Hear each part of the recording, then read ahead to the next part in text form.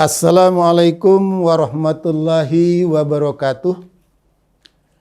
Bismillahirrahmanirrahim. Alhamdulillahirabbil alamin.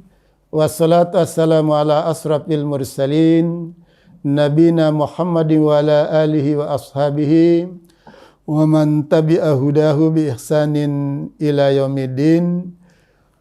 Bapak-bapak, ibu-ibu, saudara-saudara, kaum muslimin dan muslimat rahimakumullah, dimanapun berada yang kami hormati.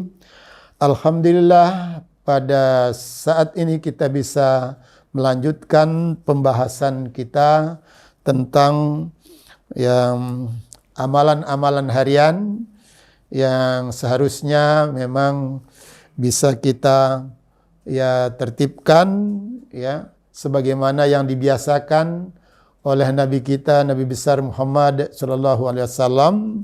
Pada kesempatan ini saya akan menyampaikan hadis riwayat Muslim, paling tidak ada 2 hadis yang saya angkat terkait dengan kebiasaan yang bersifat fitrah.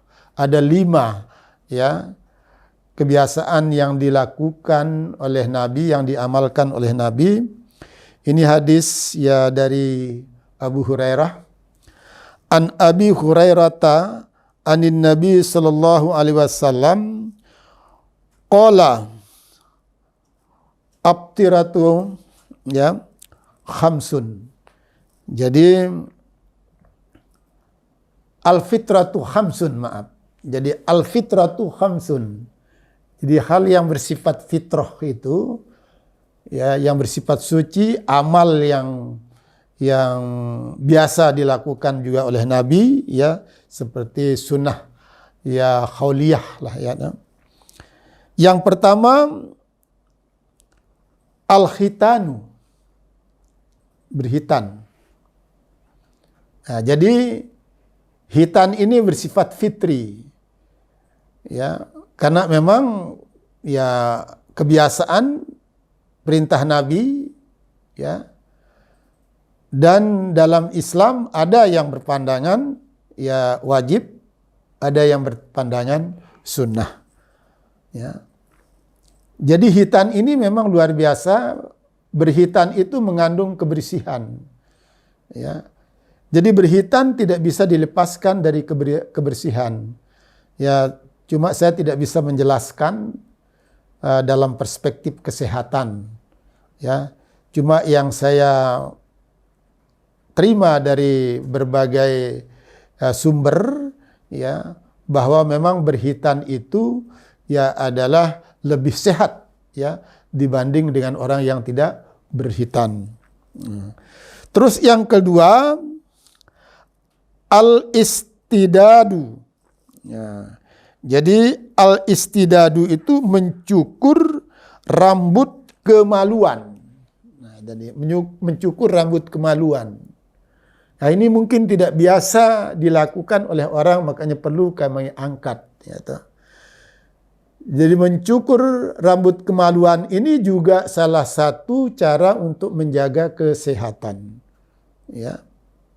Nah, oleh karena itu Nabi selalu melakukan itu. Bahkan konteksnya dengan ini nanti akan saya jelaskan juga hadis dari riwayat Muslim juga Jadi mencukur rambut kemaluan ini adalah sunnah Nabi yang mestinya kita sebagai umat Muhammad harus melakukannya Karena setiap apa yang dibiasakan oleh Nabi itu jelas akan membawa manfaat. Lalu yang kedua, yang ketiga, tadi pertama berhitan, lalu yang kedua mencabut rambut kemaluan, Lalu yang ketiga wata'limul azfar, Jadi memotong kuku, Jadi memotong kuku ini juga dalam rangka kita menjaga kebersihan dan keamanan. Nah, keamanan dalam arti akan lebih enak rasanya, akan lebih bebas kita kalau umpamanya kuku kita, baik kuku kaki maupun kuku ya tangan itu bisa dipotong rapi, halus, ini akan lebih mudah, lebih enak dirasakan, dan kebersihan akan insya Allah terjaga. Itu yang ketiga. Lalu yang keempat, wanaktul ibti. Nah, mencabut rambut ketiak. Nah, ini mencabut rambut ketiak ini sunnah Nabi, ya toh? Ya, karena kalau kita merasakan, ya saya sendiri merasakan, kalau rambut ketiak kita itu panjang, ya itu bisa menjadi yang sarang keringat, terus bau dia. Nah, setelah saya coba melaksanakan, mengamalkan ini ya sejak saya sejak saya waktu SLTA dulu. Sudah sekian puluh tahun lamanya ya. Jadi saya mencabut rambut ketiak. Nah, ternyata enak sekali ya. Dan tidak bau, ketiak kita insya Allah terhindar dari bau. Apalagi kalau diberikan parfum, itu semakin ya enak ya, semakin harum. Itu mencabut rambut ketiak. Lalu yang terakhir, yang kelima, ya, waqassus syari, ya, waqassus syaribi, ya. Jadi yang kelima itu mencukur kumis. Nah, supaya kita dalam hadis yang lain, supaya kita juga berbeda dengan kebiasaan orang Yahudi. Ya, orang Yahudi pada zaman dulu saya tidak tahu persis itu. Supaya kita berbeda. Kalau dulu orang-orang Yahudi, mungkin juga Nasrani itu, ya kumisnya dipanjangkan, lalu jenggotnya dicukur, dikuris. Nah, kalau Nabi mengatakan bedakan dirimu. Nah, jadi begitu ya. Jadi kita mencukur kumis tapi merawat jenggot. Nah, kita rawat jenggot kita ya, tapi jangan sampai jadi begini. Jadi lima hal yang bersifat fitri ini adalah sunnah khaliyah. Jadi sunnah ya Nabi, yang sehari-hari Nabi, tapi ini hukumnya ya tadi saya katakan, ada mengatakan wajib, ada mengatakan sunat. Nah, sunnah yang sunat, ada menyatakan sunnah yang wajib. Nah, oleh karena itu, mari kita laksanakan sunnah Nabi ini karena manfaatnya sangat besar, ya terutama kumis kita, ya memang terasa enak, ya tanpa ribet-ribet kita kalau mau makan, mau apa, ya kalau kumis kita kuris, ya toh, insya Allah akan lebih rapi.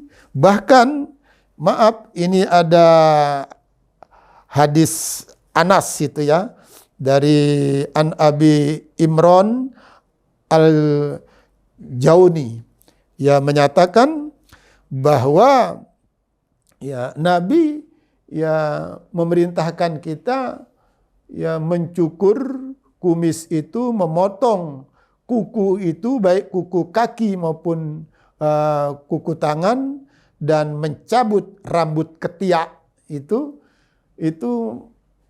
maksimal ya jaraknya ya 40 malam. Nah, di sini disebutkan ya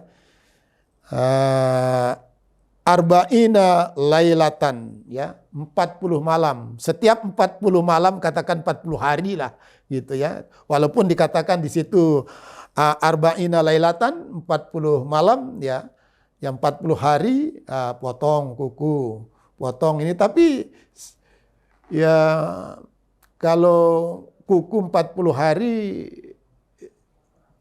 saya itu kepanjangan, sehingga saya jarang 40 hari. Mungkin ini lebih menuju kepada rambut ketiak ya, lalu kumis ya. 40 hari itu sudah kepanjangan ya. Bisa kurang dari itu tapi maksimal, ukuran maksimalnya. Saya pikir itu ya. Ya, ini ada dua hadis, semuanya hadis riwayat Muslim ya. Ya, hadis riwayat Muslim. Yang pertama saya sampaikan tadi itu hadis riwayat Muslim nomor 500 97. Lalu yang kedua nomor 599.